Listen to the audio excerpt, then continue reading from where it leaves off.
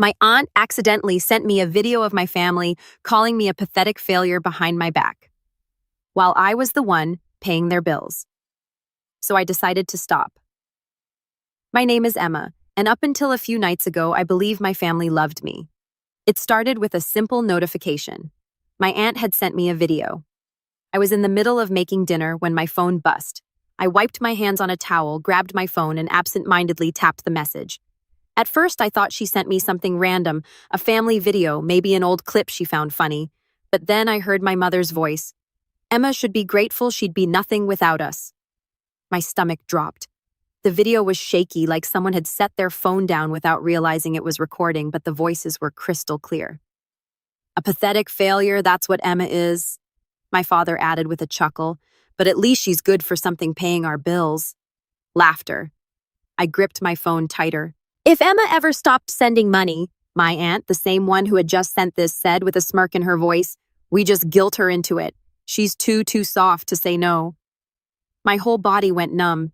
Emma, my name. They weren't talking about some hypothetical person. They weren't joking around. They were talking about me. I had been helping them for years, paying their rent, covering their debts, sacrificing my own savings, just to make sure they never struggled the way I did. And this is what they really thought of me. I was still frozen, my thumb hovering over the screen, when suddenly the video disappeared. This message has been unsent. I stared at the notification. My aunt had realized her mistake. She must have panicked and deleted the video, hoping I hadn't seen it. I should have confronted her, should have called her out, should have let them know I knew everything. But instead, I put my phone down and I pretended like I never saw it. And that's when I decided I wasn't going to react, not yet. I had a plan. I sat there for what felt like hours staring at my phone. The words kept echoing in my head. Emma should be grateful. A pathetic failure. She's too soft to say no. I wanted to believe it was some kind of misunderstanding, that maybe they were joking. Maybe there was some kind of context I was missing. But deep down, I knew better that I knew the truth. They meant every single word. And the worst part, they weren't wrong about one thing. I was too soft to say no. How many times had they guilt me into helping them? How many times had I put my own life on hold just to make sure they had everything they needed? My dad's temporary financial struggles turned into me covering rent for years. My brother's tuition, he never even finished college. My mom's endless emergencies, always conveniently timed when I had just gotten paid. And I had done it all without hesitation, because that's what family was supposed to do, right? I had spent years convincing myself that I was doing the right thing, that they appreciated me, that they loved me. But that one video shattered every illusion I had left in. Now they thought they had gotten away with it. My aunt had unsent the message, probably breathing a sigh of relief, thinking I hadn't seen it. Maybe she even reassured everyone, don't worry, Emma didn't watch it. They thought I was still in the dark, and that was my advantage. I could have texted her right then and there, could have confronted her, told her I saw everything, but what would that do? They'd just deny it, make excuses, twist the situation to make me feel guilty somehow.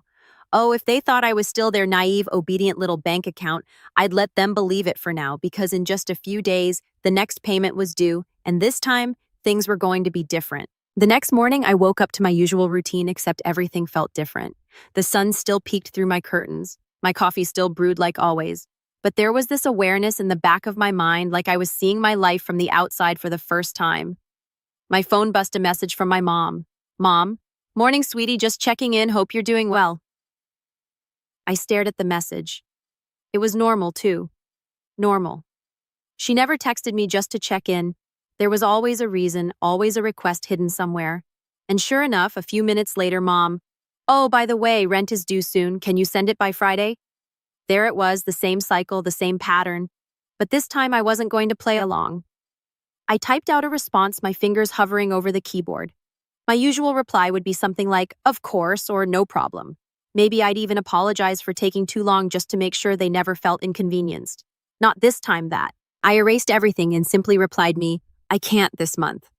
I stared at the message for a few seconds before pressing send. I set my phone down and waited. 1 minute, 2 minutes. Buzz. Mom. What do you mean you can't? I could see the frustration through the screen. I had never said no before. I didn't respond right away. Instead, I took a sip of my coffee, letting her stew in her confusion. A few more messages came in. Mom texted, Emma, this is serious. We're counting on you. You know we don't have another option right now. Another bus.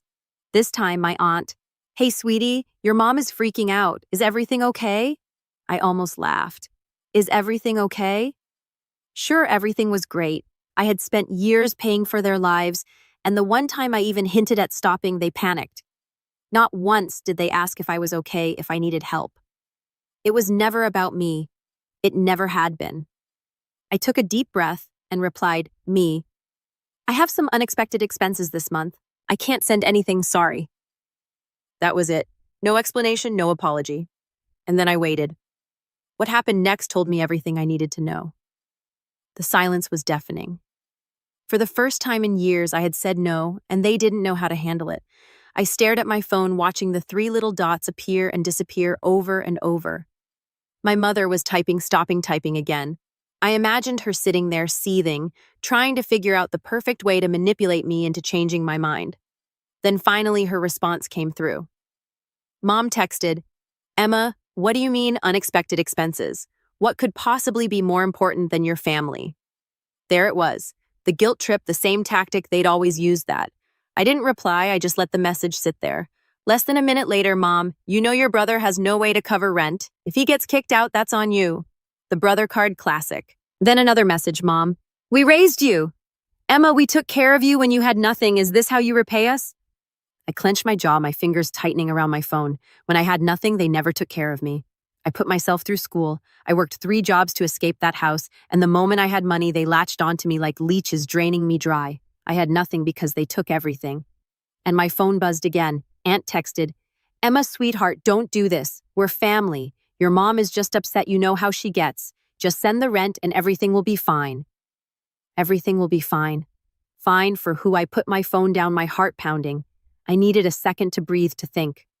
I walked to the kitchen, poured myself a glass of water, and took a slow sip, staring at the clock on the wall. I could feel it, something shifting inside me. For years, I had been scared of this moment, scared that if I ever stopped paying, they'd hate me, they'd cut me off, they turned their backs on me. But now I knew the truth. They never loved me. They loved what I could give them.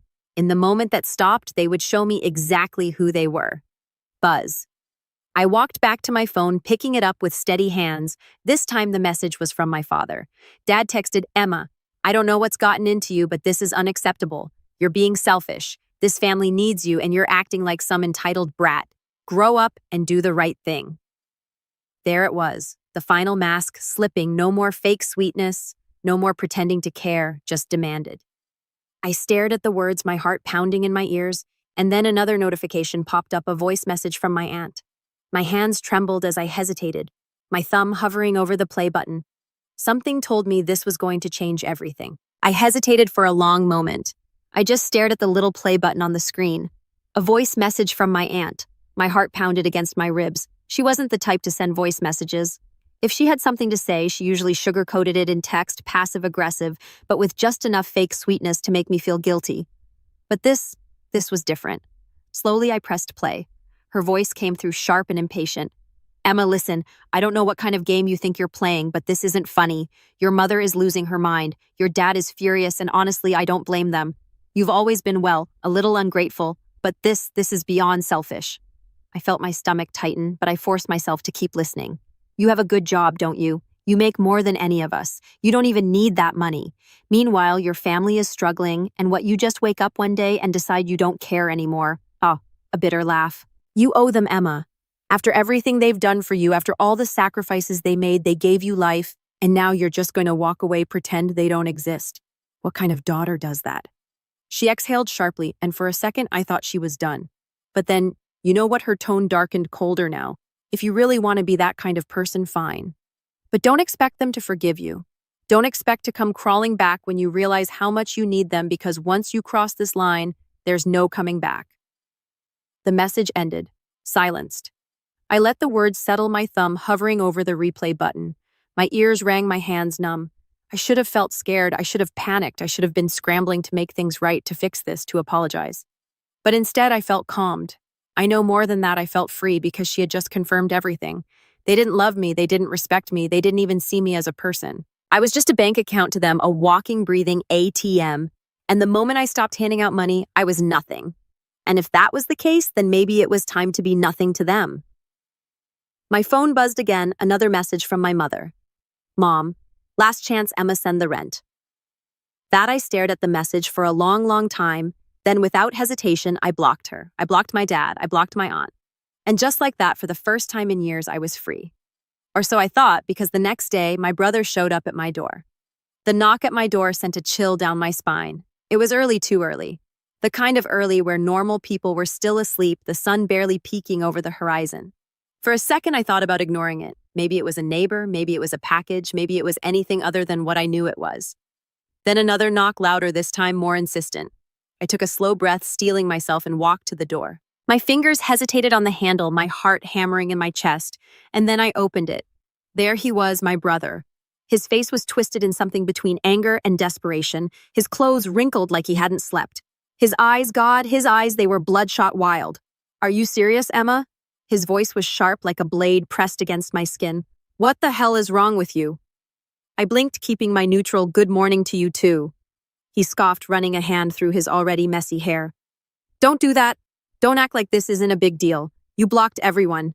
Mom is freaking out, Dad's losing his mind. You're just cutting us off. Pretending we don't exist. I crossed my arms, leaning against the doorframe. I don't know, Jason. Maybe I just got tired of being treated like a piggy bank. His jaw clenched. Oh my God, not this again. Not this again. I let out a bitter laugh. Jason, I've been paying your rent for years. I've covered your bills, your food, even your stupid gym membership. And the one time I say no, the one time I set a boundary, Mom calls me a selfish brat. Dad says I'm unacceptable, and you show up at my door like I committed a crime. His lips parted like he was going to argue, but no words came out. So I kept going. And don't even try to pretend you care about me. I saw the video. His face went pale. For the first time, real fear flashed in his eyes. What video? I smiled, but it wasn't a kind one. You know exactly what video. Jason shifted on his feet, glancing away. His hands balled into fists. Look, it wasn't serious, okay? We were just joking. You're being dramatic. Joking? My voice was quiet now, but sharp as glass. You all sat around laughing, calling me a pathetic failure, saying I should be grateful for the chance to pay your bills. Do you know what that feels like, Jason, to hear your own family talk about you like that? He exhaled harshly, rubbing his face. Emma, come on. No, I cut him off. You come on. You want money? Get a job. You want someone to take care of you? Find someone else, because I'm done. Silenced. He just stood there staring at me, and for a second I saw something flicker across his face, something raw, but it was gone just as quickly. You don't mean that, he muttered. I held his gaze. Yes, I do. Another silence. Then his expression hardened. His mouth twisted into something ugly. Fine, he spat. You want to be a selfish bitch, go ahead, but don't come crawling back when you realize you have no one left. Asterisk. And with that, he turned and walked away too. I stood there watching him go, my chest tight but my spine straight because he was wronged. I did have someone left. I had myself. But just as I closed the door, letting out a shaky breath, my phone buzzed. I glanced at the buzzing phone again, the familiar name flashing on the screen.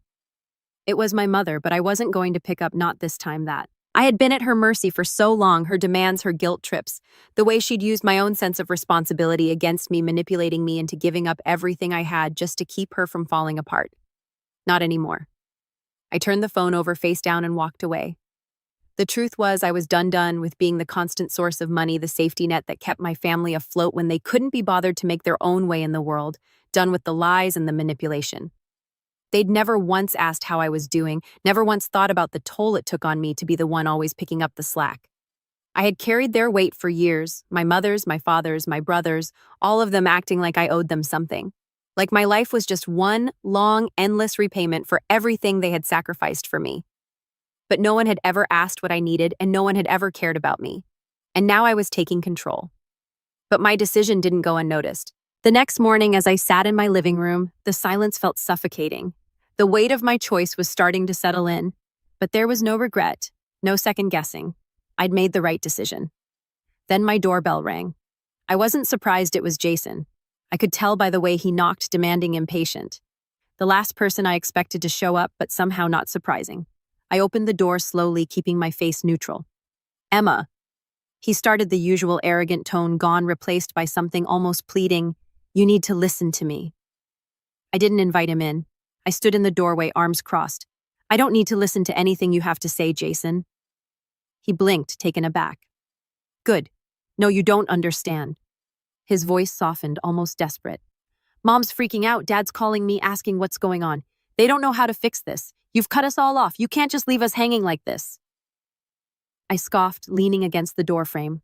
Oh, I'm sorry. Did you think I was just going to keep enabling you, keep paying for your rent, your bills, and pretending everything was fine?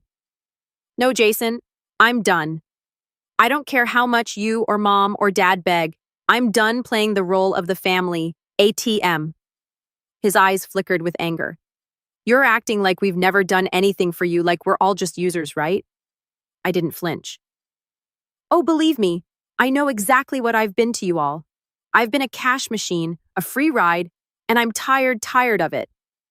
Jason's face twisted. You can't just leave us hanging like this. You owe us Emma. The words stung, but they didn't break me. They only made me more resolute. I owe you. I've given you everything. I paid for your rent, your groceries, your bills while you just sat there and watched me do it. And you want to talk about, oh. His fists clenched at his sides. You'll regret this. You'll regret cutting us off. I couldn't help but laugh. No, Jason, you'll regret it because I'm not the one who needs you anymore. Without waiting for a response, I slammed the door in his face. It felt good, but I knew the drama was far from over. Later that night, my phone buzzed again. I almost didn't want to check it, but the curiosity gnawed at me. It was from my dad. Dad, we raised you. Emma, don't think you can just walk away from everything we've done for you. You're making a huge mistake. Come back. We'll talk about it. We'll fix this. I could almost hear the desperation in his words. I sat there for a moment, the phone still in my hand. I could have ignored it. I could have blocked him too, but instead I had a better idea. I wasn't just going to block them. I was going to make them pay for every single lie, every single moment they'd taken me for granted, and it was going to start now. I stood up, walked to my desk, and opened my laptop. It was time to send them a message they'd never forget. And so I started typing. I sat at my desk staring at the screen of my laptop, my fingers hovering over the keys. I wasn't just going to sit back and let them waltz back into my life as if nothing had happened. No, I was done being the punching bag. This time I was taking control. I thought back to everything I had done for them, all the payments I had made, the bailouts, the times I had swallowed my pride and helped them even when I knew I was the one being drained. No more. Now it was their turn to feel the sting of their actions. I opened my email and started typing. First, I gathered all the financial records, every payment I'd ever made for their bills, every bank transfer, every check I had sent over the years to help cover their mistakes. It was time to remind them of what they had taken from me. I included a note at the top of the email. Here's a detailed summary of everything I've done for you over the years. I'm done being your lifeline. I'll no longer be your ATM, and I'll no longer let you make me feel guilty for choosing myself. Consider this my final invoice. You don't owe me anything anymore, but you will owe yourself the realization of how much I've sacrificed all, because I thought family was supposed to help each other, not drain each other. Then I attached the receipts, the bills, the payments that I had it send. But that wasn't the end, not by a long shot. I logged into the family group chat where they used to keep me on edge with their complaints, their endless demands. I scrolled through the messages, reading the ones where they claimed they needed me, where they'd guilt me into helping them. Then I did something I hadn't done in years. I replied, "You all talk a lot about what you've done for me, but you've forgotten how much I've given up for you. And here's the reality check. You never needed me. You just used me. I'm done. This is my last message. Don't ever contact me again." I sent it. The silence after was almost sweet. I leaned back in my chair, letting the W of the decision wash over me. For once, there were no more phone calls, no more guilt trips, no more pretending that they had any power over me. They could keep their manipulations, their lies, their empty promises. I was free. But just as I thought it was over, I received one last message from Jason. "You're making a mistake, Emma. You'll regret this. Family sticks together." I smiled to myself. I knew he was just trying to get under my skin, but this time it didn't work that I didn't need them. I had my life, my freedom, and that was enough that. It wasn't the dramatic blow-up I'd imagined. It wasn't some grand confrontation, but in its own way, this was even better. I had taken control without anyone seeing it coming, and the best part, they didn't get to hold any power over me anymore. I turned off my phone for the night. A sense of peace settled over me. I didn't have to play their game. I didn't have to keep sacrificing myself for people who didn't appreciate me. It wasn't revenge in the way I had expected. It was quieter, more deliberate, and much more satisfying. Now I could finally breathe, and the best part, I could finally live for me. And that, in the end, was the sweetest victory. Wow, what a ride that was, right? It's wild to think about how much Emma had to endure for so long, but in the end, she took control of her life. I love how she didn't let all the drama or guilt from her family tear her down. Instead of a huge confrontation, she just cut them off quietly, but with power. Sometimes the best revenge isn't about making a scene, but about reclaiming your life and showing people you're not a doormat anymore. But here's the thing, not everyone would have handled it that way. Some people might say she should have fought for the relationship, maybe even given them a second chance. Others might think she did the right thing by cutting them out completely. So what do you think? Do you agree with Emma's choice? Was her quiet revenge satisfying or too harsh? Let me know your thoughts in the comments below. I'd love to hear what you think. Okay,